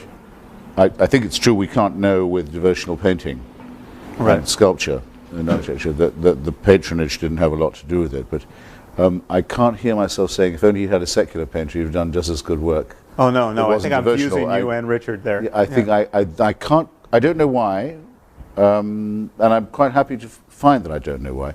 I can't quite hear myself saying that Michelangelo, if he'd been commissioned to do the ceiling of a museum of science, wouldn't have produced something just as wonderful. In some way, I'm reluctant to affirm that, yes. I find it very, very easy to believe that. That could be a difference between us. I mean, with devotional poetry, where I do think, I don't know very much about painting and architecture and music, but, and some devotional architecture, like say St. Peter's, it couldn't be done. I don't like any way. And knowing that it was built by a special sale of indulgences doesn't help either. With devotional poetry, like that of, say, John Donne or George Herbert, I find it very hard to imagine that it's faked or done for a patron. I mean, yes, it would be very improbable people would write poetry like that. But could it be done in the spirit of anyone? Well, I frankly think that's the only explanation. But in any case, what conclusion would you draw? I mean, if Donne's devotional poetry is wonderful, so what? I mean, it doesn't show that it represents truth in any sense. Not in the least. Well, my favourite devotional poem is Philip Larkin's Churchgoing. It's one of the best poems ever written. It exactly expresses. I wish I had it here. Well, actually, I do have it here. If you like, I can read it. But I wouldn't trust anyone who believed any more or any less than Larkin does when he goes to a wayside Gothic church in the English countryside. Who felt, I don't say believed, I shouldn't say believed, who felt any more than he does. He's an atheist. Or who felt any less, that there's something serious about this. All right, but... And something written into the human personality and as well as the landscape. Well, this brings us back to your I don't see question. that this is Anything anything other than it a goes without special saying, it says case nothing of- about the truth of religion.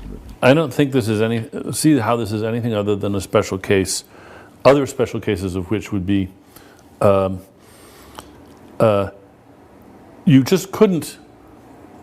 I can't think of a perfect example of this. Only by being lost at sea for 2 years in a boat, and then surviving that's the only way you could conceivably have written this account. It could not be fiction. Or quit smoking. And it's Yes. glorious, wonderful art, and that can be true, and we just accept that's true. And Donne's poetry, only very extreme circumstances could make it possible, and we can be grateful, perhaps, that those extreme circumstances existed and made this possible. In his case. Yeah. But Right. now you wouldn't recommend being lost at sea to everyone. No. Yeah. No. No, I wouldn't recommend Death Be Not Proud to anyone either. Yeah, That's yeah. a wonderful poem. It's a complete gibberish if you look only at the words. But you It's the asked, most extraordinary gibberish if you look only at the words, but there's an X factor involved, which I'm quite happy to both assume will persist and will need to be confronted. right. You raised this issue, though, of whether or not we would wish the churches emptied on Sundays. And I think you were uncertain whether you would, and I think I would agree. I would want a different church. I would want a different ritual motivated by different ideas. But I think there's a place for the sacred in our lives, but under some construal that doesn't presuppose any bullshit.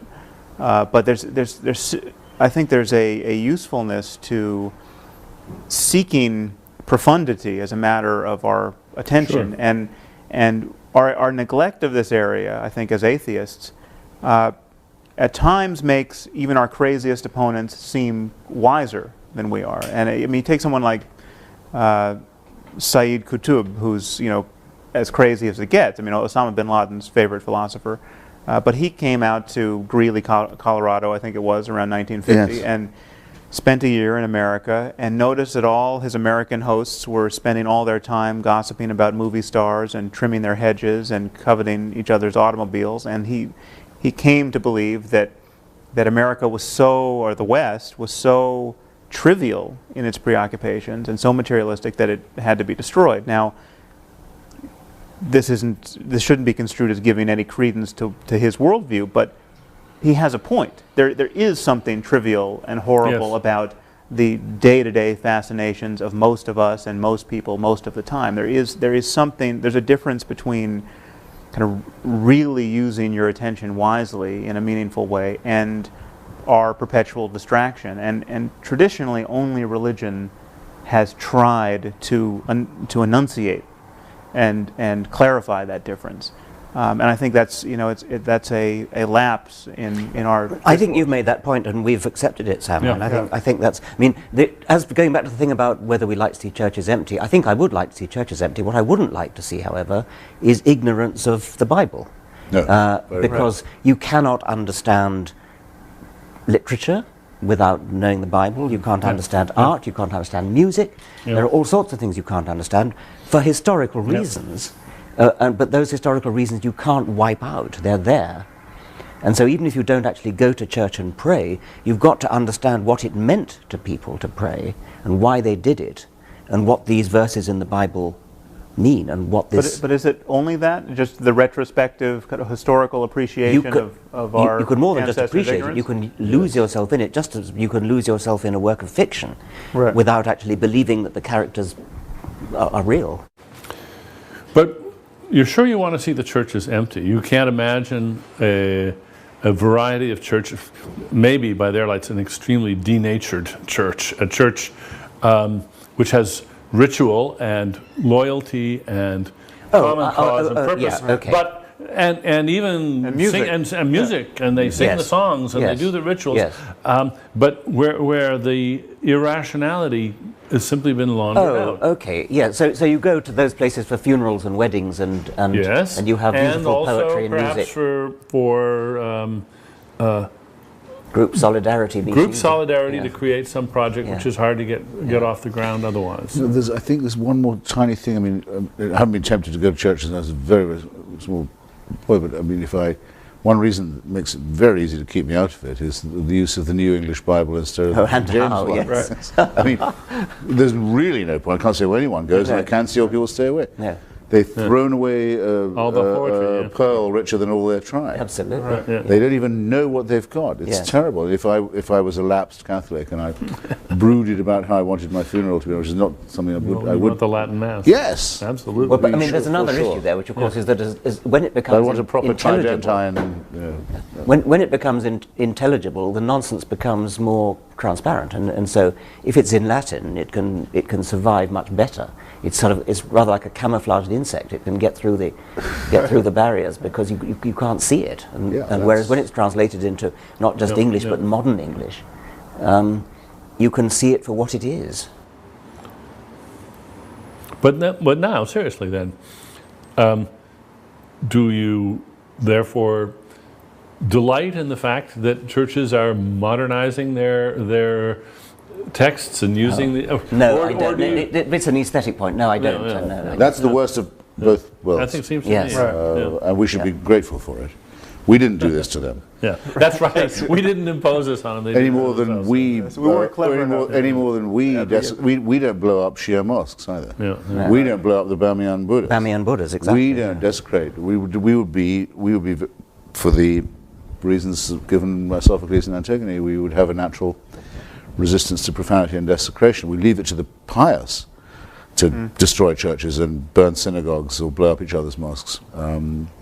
And I think that's a point that we might spend more time making, because I do think it is feared of us. This was my point to begin with, that we wish for a world that's somehow empty of this echo of music and poetry and the numinous and so forth. That we would be happy in a brave new world. And since I don't think it's true of any of us, No, it's not. it's a point one might spend a bit more time making, that Yeah.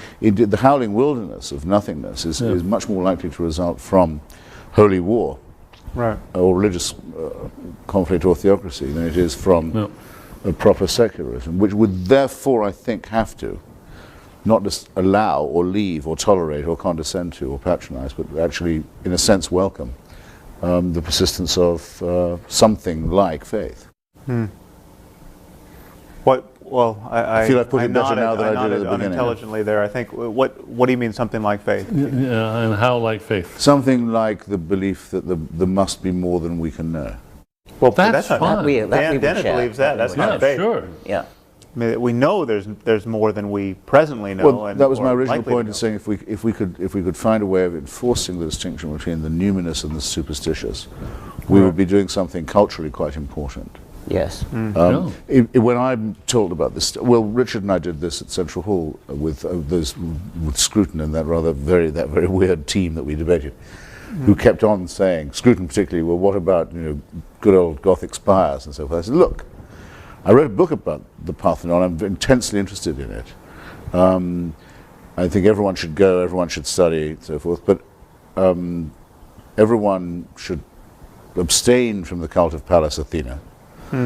Everyone should realize that probably what that sculptural frieze that's so beautiful describes may involve some human sacrifices. Athenian imperialism wasn't all that pretty even under Pericles. So the great cultural project, in other words, may very well be to rescue what we have of the art and aesthetic of religion while discarding the supernatural. And I think acknowledging the evil that was part of its creation in the first place. That is, we can't condone the beliefs and practices of those Aztecs, but we can stand in awe of and want to preserve their architecture and many other features of their culture, but not their practices and not their beliefs. I once did a British radio program called Desert Island Discs, where you have to go on and choose your 6 records which you take to a desert island and talk about it. And one of the ones I chose was Bach, Mache dich mein Herz rein. Oh, yeah. It's wonderful, Beautiful sacred music. And the woman questioning me couldn't understand why I would wish to have this piece of music. Pious. It is beautiful music, and its beauty is indeed enhanced by knowing what it means. Yeah. I mean, Yes. but you still don't actually have to believe it. It's like reading fiction. Exactly. You can lose yourself in fiction and be totally moved to tears by it. Yes. But nobody would ever say you've got to believe that this person existed and that the sadness that you feel really Yes. reflected something that actually happened. Yes, like the Bishop of Dublin who preached a sermon against Swift and said that he'd read every book of Gulliver's Travels, and for his part he didn't believe a word of them. Yes, yes. So that's the locus classicus, I think, of all that. Well, clearly we're not cultural vandals, but maybe we should think of the way in which so many people suspect that that's what we are. Yes. If I would accept one criticism that these people make, or one suspicion that I suspect they harbor, or fear that they may have, I think that might be the one. Yes. Right. That it would be all chromium and steel and Yes, And very no much Christmas so. carols and no Yes. and no menorahs. They, and they no- couldn't anybody who makes that criticism couldn't possibly have read any one of our books. No. Well, that's another problem too, which is another isn't problem. it? Is the people that, of course, this isn't just our books; it's so many books. People don't read them; they just read the reviews and then they decide that's what the book. we're about to have the Christmas wars again, of course, and this being the last day of September, yeah, you can feel it all coming on. But I always, whenever it comes up, when I go on any of these shows to discuss it, I say it was Oliver Cromwell who cut down the Christmas trees and forbade. Yeah. It was the Puritan Protestants, the ancestors of the It's American the fundamentalists, who it's said the Bamian Christmas Buddhas would be again. blasphemy. Yeah. Yeah. Yes. Do at least respect your own traditions, because I do. Yes. I think Yes. Cromwell was a great man in many other ways as well. Right. This is actually a pagan festival. Well, we were all outed with our Christmas trees last year. Yes, we Yeah. had our. Did I you have see not the that? slightest problem with Christmas No, trees. no. I don't know. No, we had our Christmas card with our Yeah. pictures of It's us. a good old Norse booze up, and why the hell not? Well, but it's not just that. I mean, we I have like solstices as much as the next person. we have an annual Christmas carol party where we sing the music and all the music with all the words and not the secular And Christmas why stuff. not? Yes. And it's just glorious stuff. Yeah. That part of the Christian story is fantastic. Yeah. It's just a beautiful tale, and you can love every inch of it. I without once, believing it. I once at lunch was next to the lady who was on our opponent at that debate in London, Rabbi Neuberger. Rabbi Neuberger, and she asked me whether I said grace in New College when I happened to be senior fellow, and I said, of course I say grace. It's a matter of simple courtesy, and she was furious. Oh, really? That I should somehow be so hypocritical as to say grace, and I could only say, well, look, it may mean something to you, but it means absolutely nothing to me. This is a Latin formula, which has some history, and I appreciate history. Freddie Eyre, the philosopher, also used to say grace, and what he said was, I won't utter falsehoods, but I have no objection to uttering meaningless statements. Yes. Right, that's very good. Yeah. The Wickham professor. Yes. The Wickham logic, professor, yes. yes. Professor was an old friend. Did we answer your question on Islam? I don't know. I think it's... Well, I'll ask a related question. Do you feel there's any burden we have as critics of religion to be even-handed in our criticism of religion, or is it fair to notice that there's a spectrum of religious ideas and commitments, and Islam is on one end of it, and the Amish and the Jains and others are on another, and there are real differences here that we have to take seriously? Well, of course we have to take them seriously, but we don't have to do the network balancing trick all the time. There are plenty of people taking care of pointing out the good stuff and the benign stuff, and we can acknowledge that and then concentrate on the problems. That's what critics do. And again, it's, if we were writing books about the pharmaceutical industry, would we have to spend equal time on all the good they do? Or could we specialize in the problems? And I think it's very clear. I think Sam's asking But more about... we could criticize Merck if they were especially egregious as opposed to some other company. I mean, if we were focusing on the pharmaceutical industry, not all pharmaceutical businesses would be culpable in the same way. Yeah, right. Well, and so then the question is what? Is there something wrong with? No, I think you're talking at cross purposes. I think Sam's asking about whether we should be even-handed in criticizing the different religions. You're talking about even-handedness about good versus bad. And, whether all religions are equally bad. Yes, whether Islam is worse than Christianity or it seems to me that we fail to enlist the friends we have on this subject when we balance this. I mean, it's a tactic. It's a media tactic, and in some sense, it's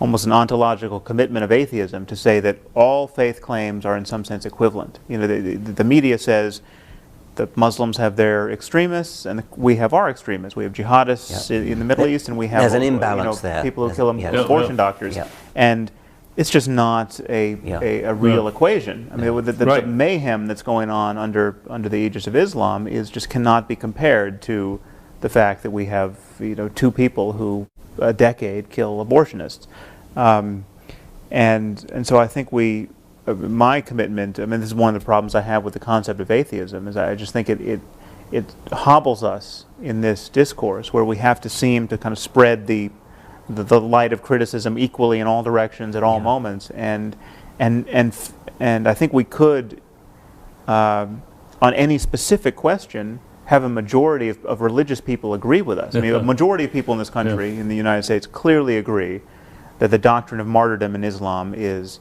appalling and not benign and liable to get a lot of people killed and worthy of criticism. Likewise, the doctrine that souls live in petri dishes.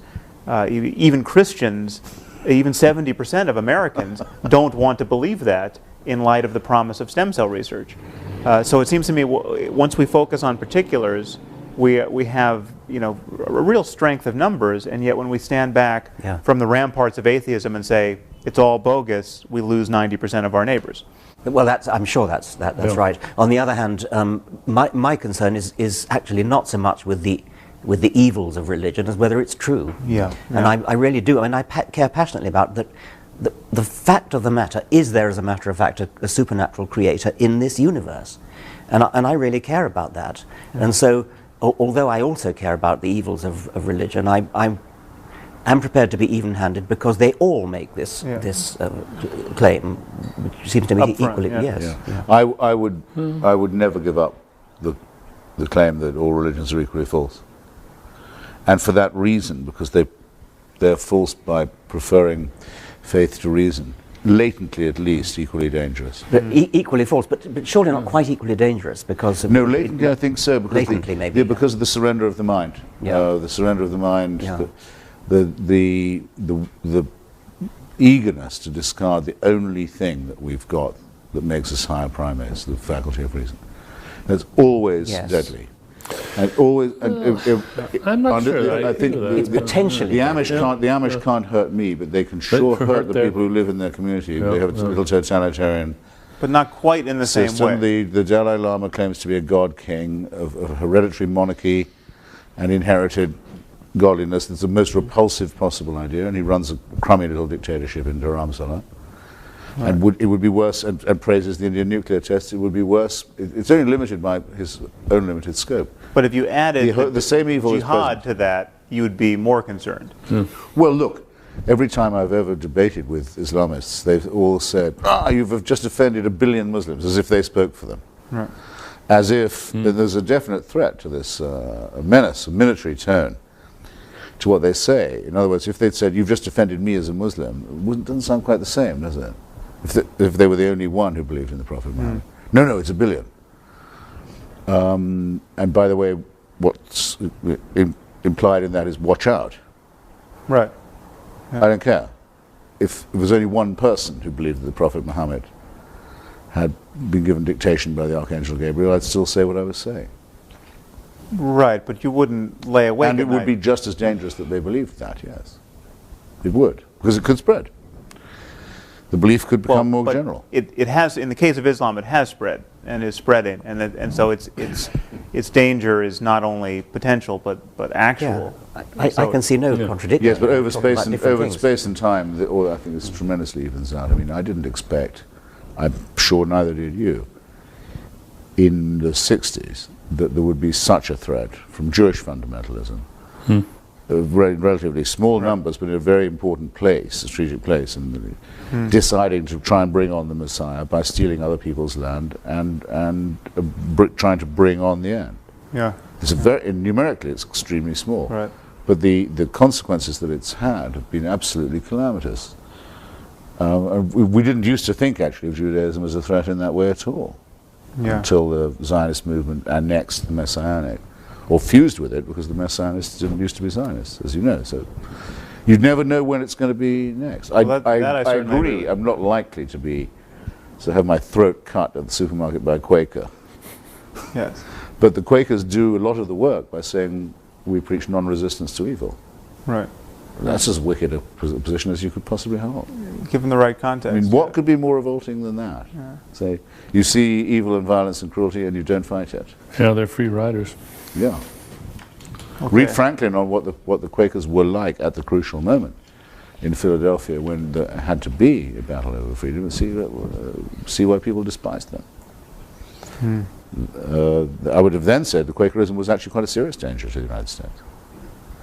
So it's a matter of space and time. But no, they're all equally rotten, false, dishonest, corrupt, humorless, and dangerous.